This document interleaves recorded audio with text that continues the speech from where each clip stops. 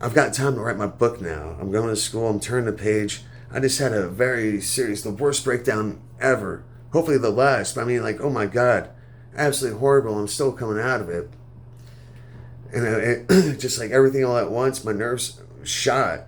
The adrenaline and stuff. And it's like, I mean, since the assault, yeah, and talking to a lawyer, 100 to 200 plus $1,000 at least. Anything the dude owns is mine at this point. And that's really gonna, yeah, his life is over. It's now mine. So in the States. It didn't have to be like that, but the thing is, I've been suffering from not being able to sleep correctly with, due to my septum and shit. I already suffer from insomnia. And then the crap with my neighbors, the fucking, and then dealing with the healthcare system because everything was fine in April, but the VA and the law enforcement fuck up simultaneously. It's always me. Man, why do you think you're so paranoid? No, the world really is against me, and there's a lot of these outside circumstances that fuck my life up, and it's like I don't really fuck my life up too much besides like when I get in these moods where I just don't give a shit. It's just like I can't do anything right. I can't move ahead. I can't move forward. I can't do shit. Like all I know is pain and suffering. And earlier today I was thinking like my grandfather, he was a POW during World War II. He was drafted for the Nazis. He was an SS forward observer, comms guy. And in the POW camp, the English one, he thought his brother was dead, and no, they met in the same POW camp. And once the war was over, as refugees, because we're Goche. I have trouble saying it, but I think German essentially. We're one of the first refugees to receive, or one of the first ethnic groups to receive refugee status from the United States and such. So, and it's like, and my grandfather could see, and that was hell, man. Like he went through real hell. Like I'm going through nothing. He went through that, so I can go through this. And if I can't go through this, then like, I don't deserve my fucking name. And I'm proud of my name. And we're not perfect. The damn thing is, I'm not afraid to freaking put myself out there on blast because I'm trying to do something about it. And see like all people mocking me and, oh, here's a drugs, fucking adrenaline, dude.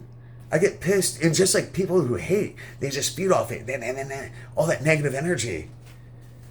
And when you're just constantly in go mode, like, oh, I got, you're like, all of a sudden this came up, that came up. And it's just like high alert. And then it's chaotic, man. And it's like, and I don't care what people say about me. If I cared what people said about me,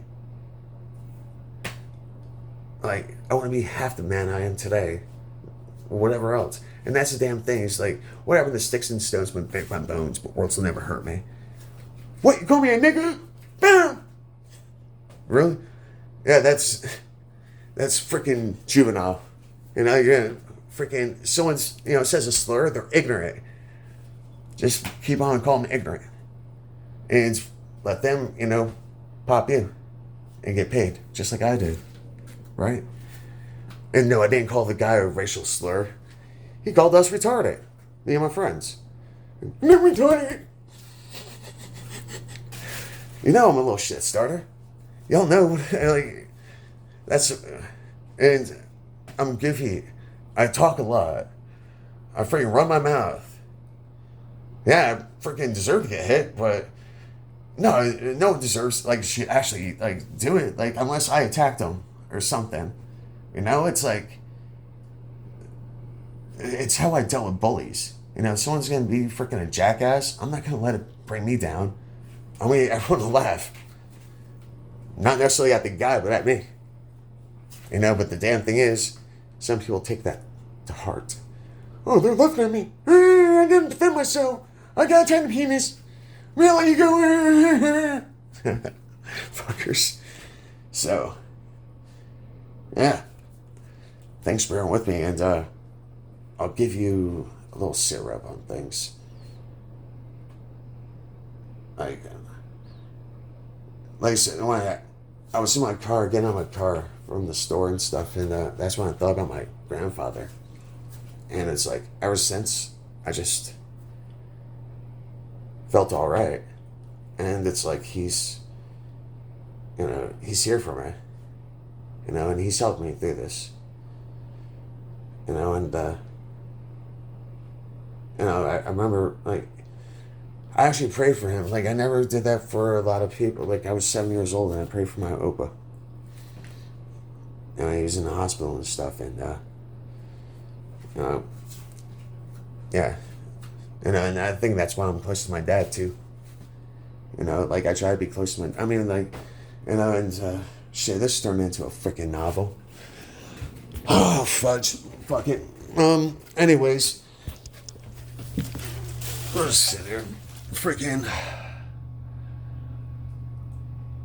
My mom abandoned me when I was 13 and ran off with some dude that was barely older than me. I think he was about my sister's age. He might have been younger than her or just slightly older. So for 9 years, yeah.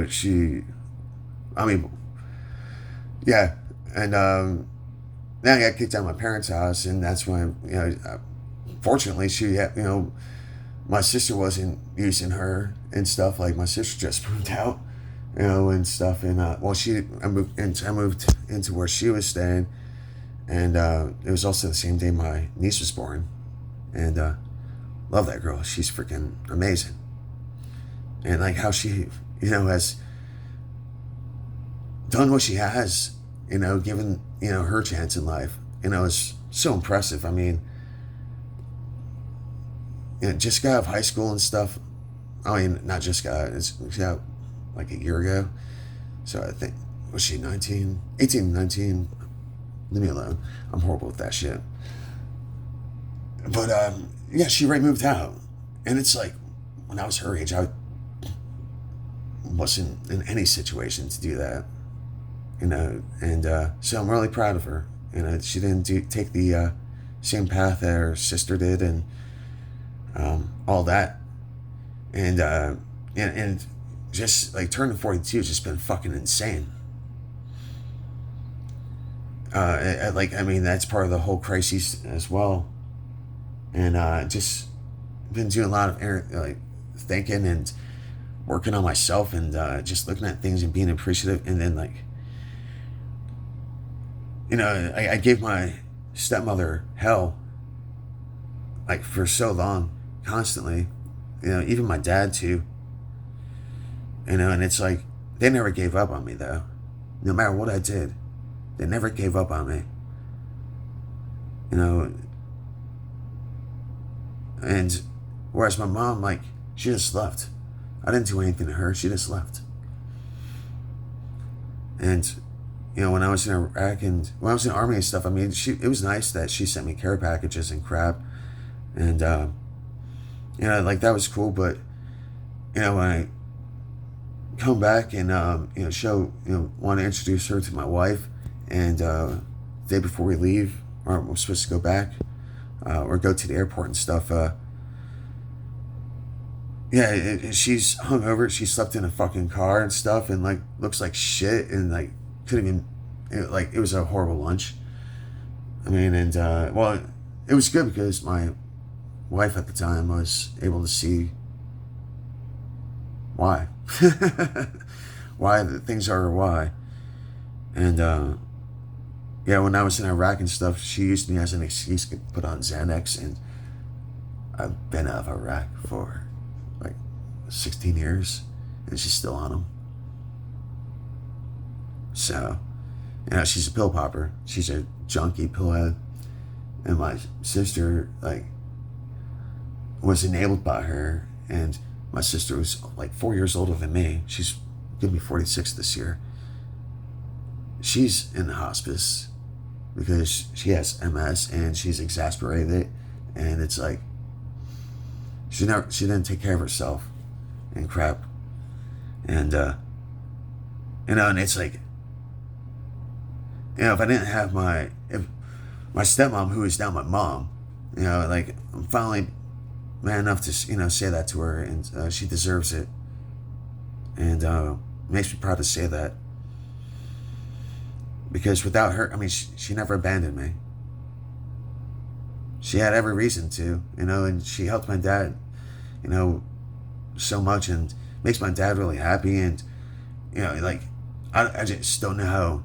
I mean, I'm 42 and I don't have any kids, and I just don't know how people with kids do it, dude. I have no fucking idea. Going through divorce and do that, and so if any of you have done that, gone through that, go back and just make certain you check your emotions, and see, like, did you heal properly, or are you just forced to suppress it, just to get on, like we often have to do. A lot of us aren't afforded the opportunity to just sit back and contemplate, not worry about things,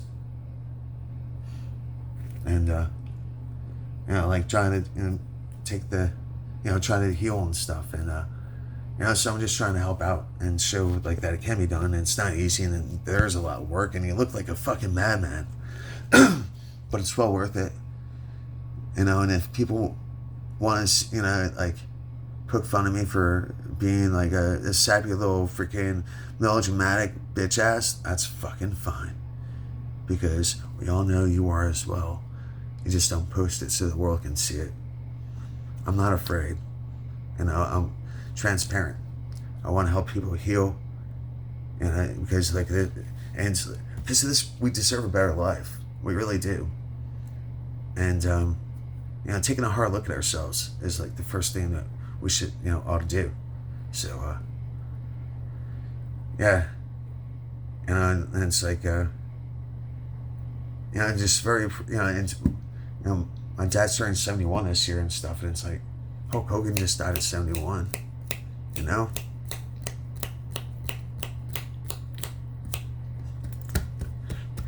It's I get my dad deserves to be happy, and like freaking know that, like,